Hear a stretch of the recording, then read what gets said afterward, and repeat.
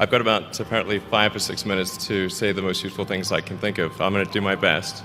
Um, the it was suggested that I distill things down to three items. I think I'll go with four, and I'll try. I think these are pretty important ones. Some of them are going to sound like, well, you've heard it before, but it's worth re-emphasizing. I think the first is you need to work, depending upon how well you want to do, and particularly if you're starting a company, you need to work super hard. So what does super hard mean? Well, when my brother and I were starting our first company, instead of getting an apartment, we just rented a small office and we slept on the couch. And we showered at the YMCA, and we're so hot up we had just one computer. So the website was up during the day, and I was coding at night, 7 days a week, all the time. And I sort of briefly had a girlfriend in that period, and in order to be with me, she had to sleep in the office. So work hard, like every waking hour. That's the thing I would say particularly if you're starting a company.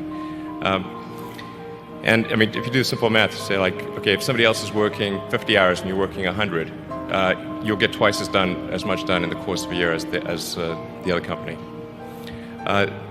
The other thing I'd say is that if you're creating a company or if you're joining a company, the most important thing is to attract great people. So either join a group that's amazing, that you really respect, or if you're building a company, you've got to gather great people. I mean, all a company is a group of people that have gathered together to create a product or service.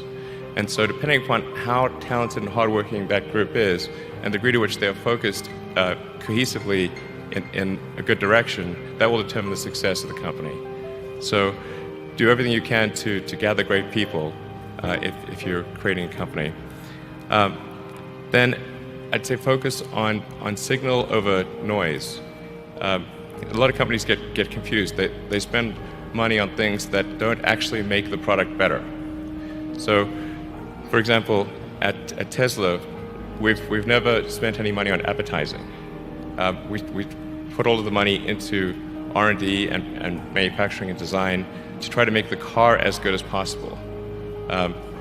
And I think that's the way to go. So for any given company, just can keep thinking about, are these efforts that people are expending, are they resulting in a better product or service? And if they're not, stop those efforts.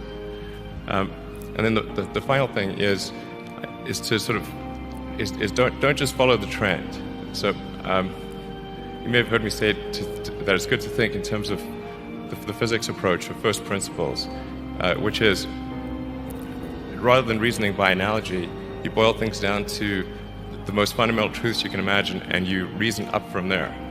And this is a good way to figure out if something really makes sense, or if it's just what everybody else is doing. It's hard to think that way. You can't think that way about everything. It takes a lot of effort. But if you're trying to do something new, it's the best way to think. And that framework was developed by physicists to figure out counterintuitive things like quantum mechanics. So it's really a powerful method.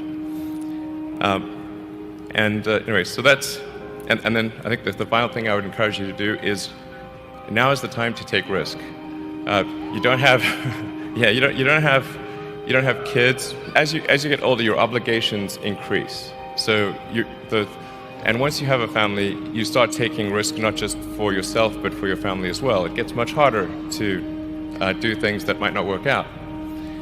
So now is the time to do that before you have those obligations. So I would encourage you to take risks now. Do something bold. You won't regret it. Thank you.